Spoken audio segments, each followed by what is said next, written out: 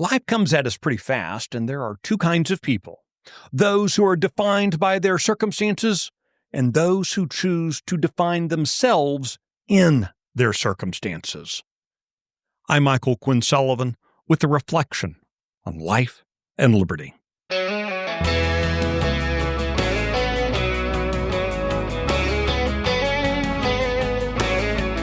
With certain exceptions, we generally can't control the circumstances of life. Sure, we can not take that drink at a bar, we can avoid being with a certain kind of person, or we can choose not to engage in a particular sort of activity. But for the most part, the circumstances of life slam into us because of the choices of others. What we can control is our attitude, our outlook, and our reaction to those circumstances. We can be defined by them, or we can define them by the attitude and posture we choose to take despite them. In the early 19th century, the English poet William Wordsworth described the character of the happy warrior in an ode to Lord Admiral Horatio Nelson. Having already lost an arm and an eye in a previous battle, Nelson nonetheless refused to give up the good fight or his good humor.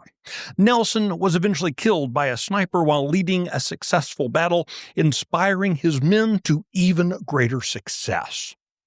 The happy warrior, Wordsworth wrote, quote, looks forward, persevering to the last, and while the mortal mist is gathering, draws his breath in confidence of heaven's applause.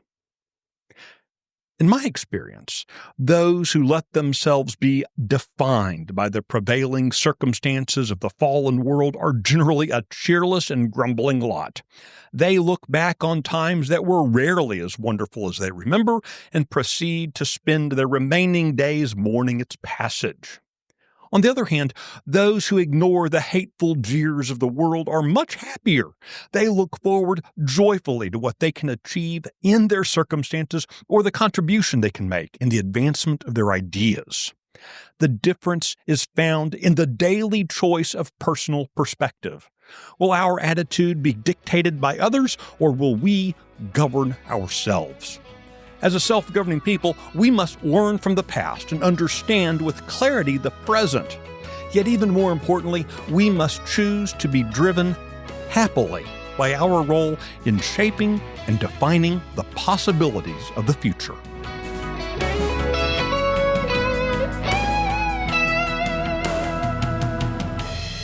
The Reflections Podcast is presented by Texas Scorecard. If you like today's message, be sure to rate it, leave a review, and encourage your friends to listen. I'm Michael Quinn Sullivan. Thanks for listening.